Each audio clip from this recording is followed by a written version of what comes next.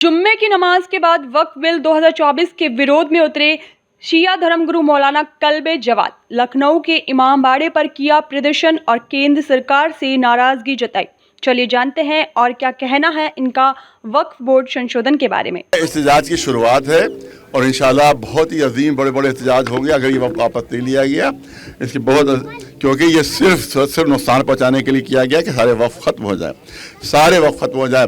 और हिंदू भाइयों को धोखा दिया जाता है। पार्लियामेंट में झूठ बोल रहा है कि साहब हिंदू की ज़मीनों पर कब्जा करके वक्फ डिक्लेयर कर दिया गया है, मंदिरों की ज़मीनों पर कब्जा करके वक्फ डिक्लेयर कर दिया गया है। मैंने कहा शिया वक़ाफ़ के सिलसिले में हम ऐलान करते हैं यहाँ से इमाम बाड़े से कि एक इंच के लिए साबित कर दिया जाए कि एक इंच किसी हिंदू भाई की ज़मीन, किसी सिख भाई की ज़मीन, किसी जैन भाई, किसी बौद्ध भाई की एक इंच ज़मीन भी अगर वक्फ बोर्ड में नाजायज़ तरीके पर अगर शामिल हुई है तो मैं अपना पूरा मूवमेंट वापस ले लूँगा, पूरा मूवमेंट वापस ले। यहाँ उल्टा है, हमारी ज़मीनें पर कब्ज़े हैं। कल्याण सिंह साहब ने वहाँ इमदाद हुसैन साहब की करबला की जमीन के ऊपर अस्पताल बनाया और वहाँ भी एक बड़ा सा मंदिर बना हुआ है, वक्फ की जमीन पर बना हुआ है। आज देखिए इसी हुसैनाबाद की जमीन पर कितने मंदिर बन गए हैं, यहाँ पे जाके देख लीजिएगा, सब हुसैनाबाद की जमीन है, वक्फ की जमीन है, सब मंदिर बने हुए हैं। इसका मतलब मामला उल्टा है। और जब हम एहतजाज करते हैं तो हिंदू मुस्लिम राइट की धमकी दी जाती है। हमें ज्वाइंट पार्लियामेंट्री कमेटी बनाई गई है, उस पर क्यों नहीं एतबार है आप लोग? ज्वाइंट नहीं है वो, बिल्कुल उसमें मेजॉरिटी जो है बीजेपी वालों की है। 21 है उसमें, 21 में 9 जो है दूसरी पार्टियों के, 12 बीजेपी के हैं।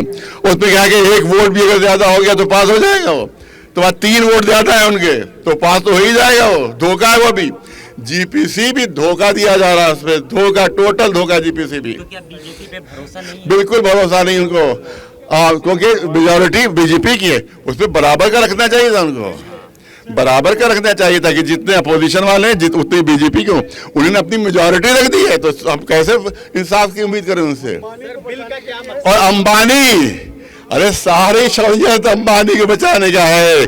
उसने बम्बई में अंबानी ने यतीम खाने की, अनाथालय की और फ्रेज की जमीन 44,000 स्क्वायर फीट की जमीन पर अपनी सबसे बड़ी खूबसूरत बिल्डिंग बनाई है, सबसे बड़ी खूबसूरत बनाई है। लिहाजा उसको भी बचाने की फिक्र है कि हमारे कब्जे में आ जाए, अंबानी जी भी बच जाएं कि जो हुकूमत चला रहे हैं। मौलाना साहब, बीजेपी के बड़े नेताओं से आपकी मुलाकात होती रहती है, ये मुद्दा जब इतना गंभीर है तो क्या आने वाले समय में? हम बिल्कुल, हम उससे भी मुलाकात करेंगे और हमने टाइम मांगा है, राजनाथ साहब से भी मांगा है, अमित शाह जी से भी मांगा है, उससे भी मांगा है, सबसे टाइम मांगा है। और ख़ास तौर से जो हमने टाइम मांगा है नीतीश जी से मांगा है और नायडू जी से मांगा है, क्योंकि अगर इन लोगों ने हमारी बात नहीं मानी तो ये 2 अगर हमारे साथ दे देंगे तो ये बिल पास नहीं होगा।